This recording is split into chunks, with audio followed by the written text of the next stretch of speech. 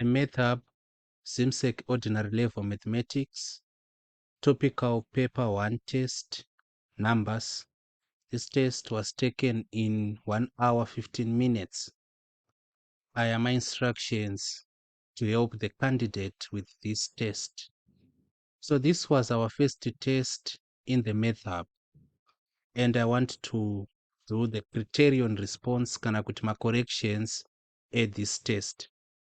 But the approach I'm going to be using now is I'm not going to be doing the corrections kana kuti criterion response of every question, but I'm going to focus on my questions akonekwa ne my student, and I'm going to address those questions in particular. Saka, the first question we are going to take is question number 2. Question number 2 yakanzi find the total of 1 week 5 days, 6 days, and 3 weeks 4 days. Give the answer. Part A in weeks and days, then B in days. So tinotanga taita the first part, which is A. Tirikuda kueda because kuti total zvongoreva kuti what we get after addition. Saka tirikuda kueda. Tirikueda chi? Tine ma weeks, tine ma days. Saka we have 1 week 5 days, we have 6 days, then we have 3 weeks 4 days. We want to find the total of this. Edera tinoita time de aya. Tinotanga tatarisa kuma days. Tobva tati 5 plus 6. So 5 plus 6 ndi 11. 11 plus 4 ndi 15. Tonyora 15 panapa. Then 1 plus 3 we get 4. Saka answer yedu I 4 weeks 15 days. Asi susu tinoziva kuti we know kuti 1 week is equal to 7 days. Saka kana 1 week equal to 7 days, it means kuti pa 15 days panapa chitori nema weeks atinawo. So ma weeks aya tinoma wana sei, and tinoziva kuti 15 days mune ma weeks mangani. So basically what we are going to do is tichatora 15 days to divide na 7. Todaziva kuti ma 7 mangani ari 15 days. In that way tinenge taziva kuti ma weeks mangani ari 15 days. So 7 into 71, 7 into 15 ndi 2 with the remainder of 1. What it means is we have 2 weeks 1 day in 15 days. Saka writing our final answer panapa tinonyora takadai so. Therefore, pama days panapa we have 1 day. And because panapa taona kuti 15 days mune 2 weeks and 1 day. Saka pama days we have 1 day. Then 2 weeks dzinoidzi takuchinodzi add ku 4 kunoku. So 4 plus 2 we get what? 6. Kureva kuti our final answer is 6 weeks 1 day. That is going to be our final answer. So ndo ma answero atinoita A. What about B? Kana tichida kuansa B, pane ma methods akawanda tinogona kushandisa. Saka basically zvatinoda kuita tinoda kuconverta 6 weeks 1 day into days. And so the most common kana kuti the easiest method panapa tichangoti 6 weeks 1 day is equal to convert these 6 weeks into days. Kureva kuti it will be 6 multiplying 7 then plus this 1 day. So what is 6 times 7? It is 42. Saka panapa we have 42 plus 1 to get what? 43 days. So this is the easiest, the most efficient way to go about it. Saka tinogona kushandisa the method of proportion, but I'm not going to apply it here. Panapa ndoda kuti muite master method iyo. Since toda kuconverta 6 weeks 1 day into days, zvoreva kuti we just have to convert 6 weeks into days, then we add to that one day. Tinenge tatopedza. So that is how we go through question number 2. Let us attempt question number 3. Question 3 iri kuti, today is Wednesday. What day of the week will it be in 160 days? So, chekutanga chatofanirwa kuziva panapa ndechekuti chikabva paWednesday tichienda pane imwe Wednesday tinenge tiine 7 days, which translates to a week. So Wednesday to Wednesday, it's a week. So taudzwa isusu kuti nhasi ndiWednesday. Saka zvatoda kuita ku160 days, toda kuziva kuti mu160 days mune maweeks mangani, maWednesday mangani anoteerana. Tikaziva izvozvo, we are much closer to the answer. So how do we go about it?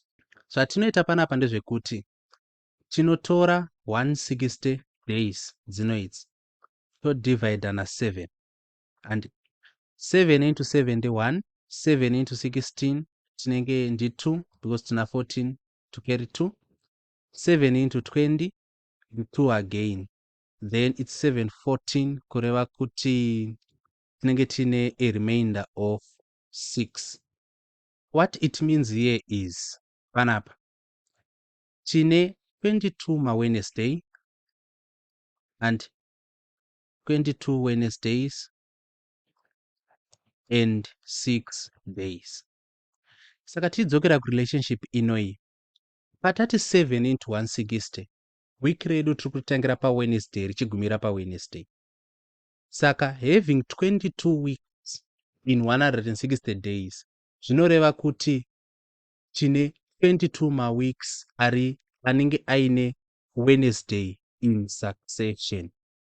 Saka instead of saying 22 Wednesdays panapa, you can equally say 22 weeks, 6 days. Saka kana tasvika pa the 22nd week and tinenge tiri pana Wednesday, kureva kuti kana takuda kuziva kuti what day it will be, tinenge takuti the day will be what? Wednesday, and Wednesday iri pa the 22nd week plus 6 days, then totongoverenga nezvigumwe. So totengera pa Wednesday, Thursday, Friday, Saturday, Sunday, Monday, Tuesday. Kureva kuti our answer here is what? Tuesday. Zvatopera. So I feel like I've confused one or two people here. Zviri kuitika panapa ndezvekuti we know kuti Wednesday to Wednesday makes a week. Taziva kudaro tapiwa 160 days. Tikaudzwa kuti nhasi Wednesday, what will be the day in the next 160 days? Saka tikadivide 7 into 160 tichawana the number of weeks, of which the number of weeks dzatiri kuwana angori maWednesday ari kuteerana. Saka patichasvika paweek number 22, the last day paweek number 22 renge riri Wednesday, tataedda remainder yemadays 6 to get to what? To Tuesday. So that is basically how we go about that question. We now need to look at question number 5. Question 5 iri kuti, add the following times together, give the answer in hours and minutes. Saka totanga taedda kuma minutes kunoku. 0 plus 5, that is 5. Saka panapa we can just say 5 plus 5 ndi 10 plus 8, inovachi 18, carry 1, then 4, 5, 6, 7, 8, 9, 10, 11, 12. Saka it's 128. Then kuma hours 3 plus 2 ndian 3 plus 2 ndi 5 plus 1 ndi 6. Saka our answer is 6 hours 128 minutes. But we already know this relationship, kuti 1 hour is equal to 60 minutes.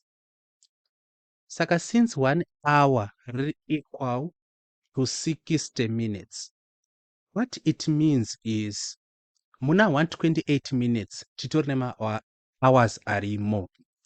Saka mahours arimo akamira sei? We just take 128, we divide it by 60. Tikati 60 into 61, we know that 60 times 2 ndi 120 because 6 times 2 ndi 4. Saka panapa we get 2 remainder 8. Kureva kuti our answer will be kuma minutes kunoku tinenge tina 8 minutes. Tinongonyora remainder iyi. Then kuma hours takunoedda 2 inoyi kuna 6, 7, 8. Saka our answer is 8 hours 8 minutes. Yatopera. Saka ukagumira panapa you get only 1 mark.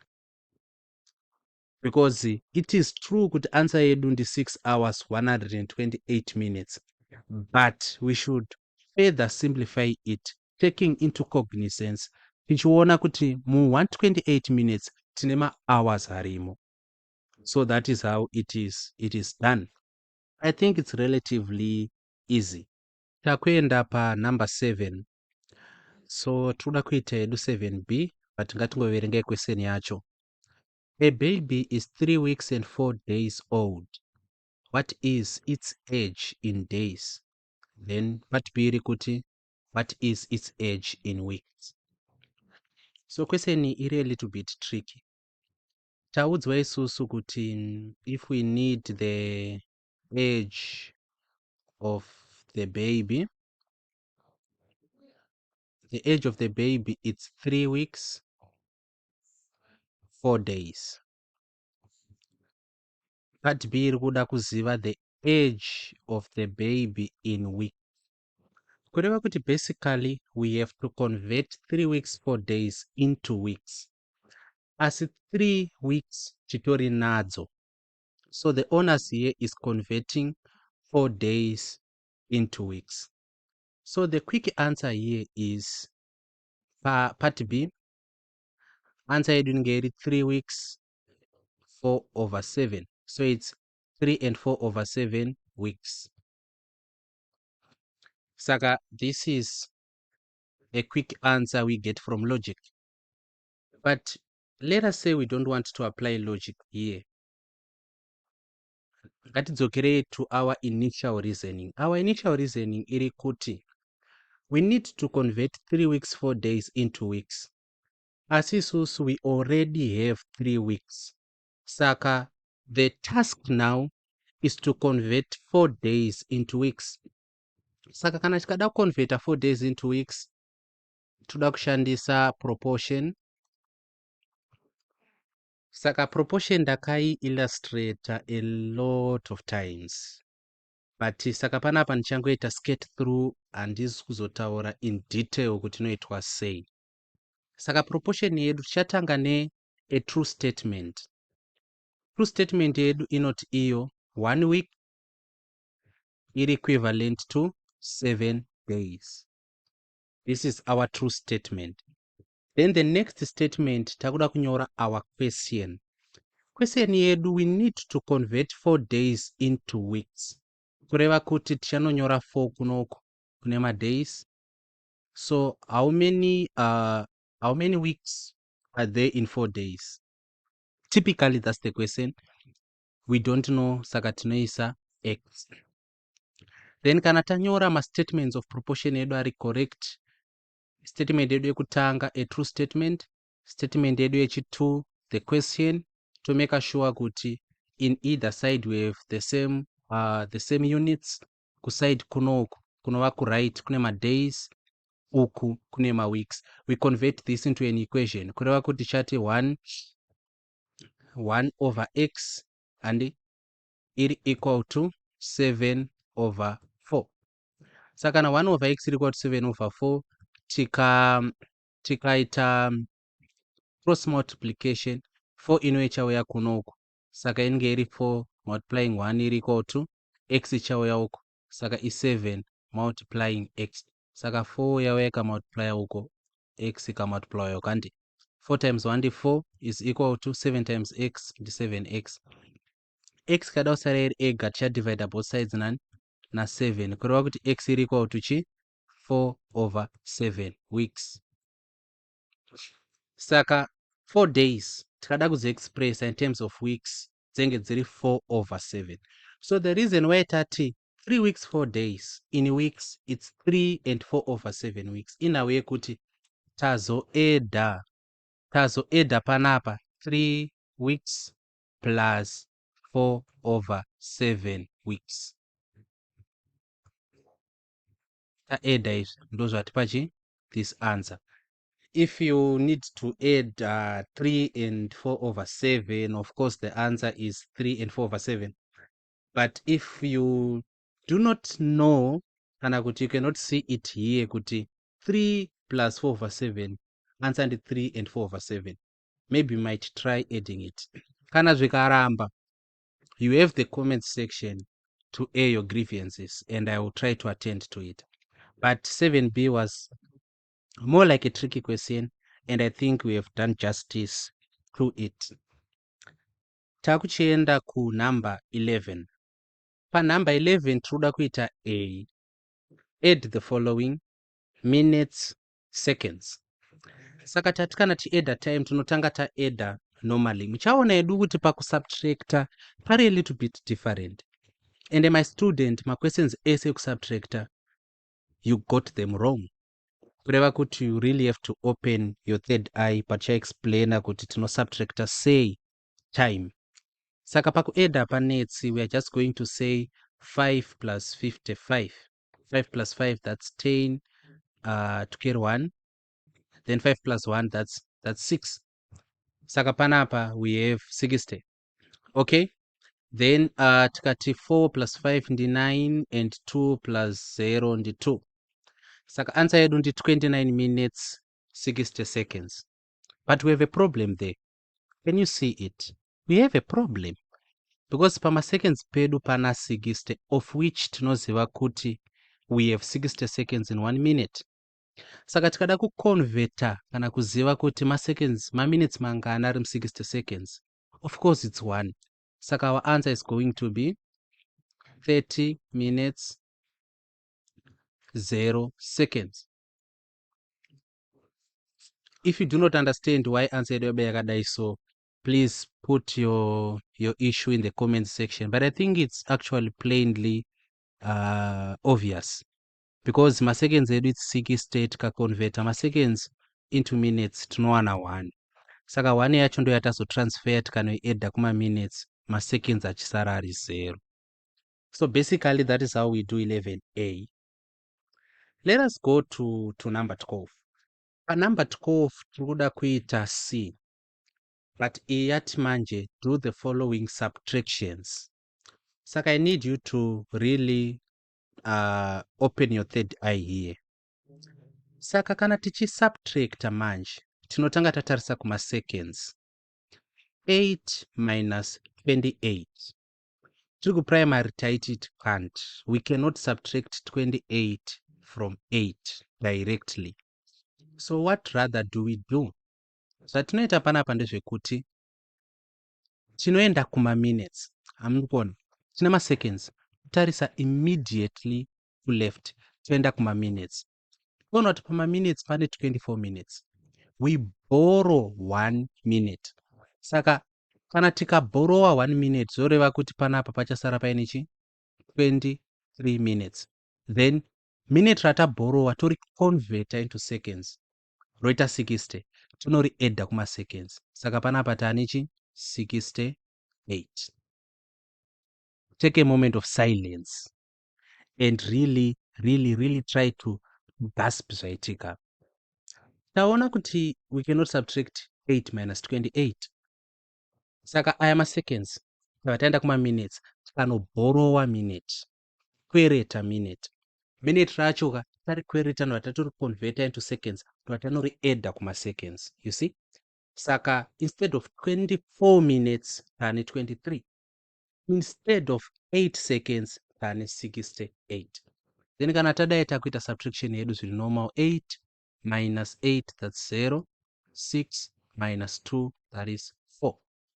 So at 40 seconds we don't have a problem because 40 seconds it's below a minute. 40 seconds is below 60 seconds, which is a minute.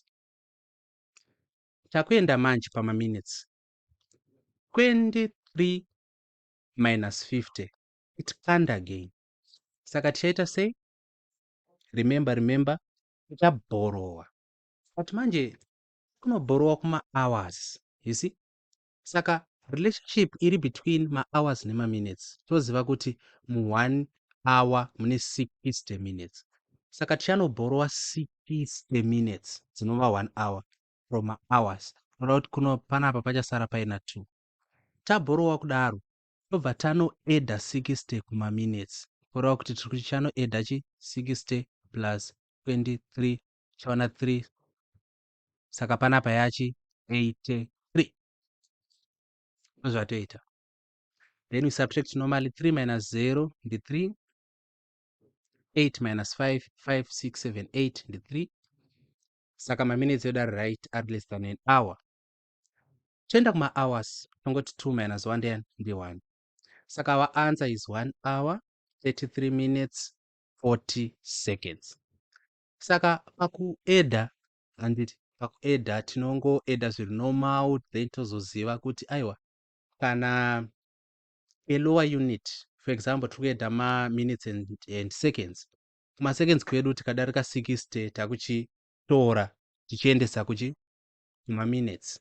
That is what we do ku-addition. Kana tiri ku-subtraction ndopanoshanda zvekubhorowa. Saka subtraction is a little bit more special. And my student did not really get any question. Actually lost, that's how many marks? 7 marks. All the 7 marks lost them by subtraction. So I really want to see an improvement there. Okay, this is basically our paper. Credit New General Mathematics 1, a junior certificate written by J.B. Channon, A. McLeish Smith, H.C. Head, and M.F. McRae. So this was our lesson, beloved. If you learned anything, thank you for your attendance. If you need help, extra lessons, maybe you need this question paper, rese, or Doritao, you want to learn from it, or you just need help, you can get to me on this Zimbabwean WhatsApp number, which is, what is this number again? 710469150. So this is the WhatsApp number you get me on. Otherwise, thank you for your attendance. I am really indebted and grateful and appreciative and happy and everything. Thank you.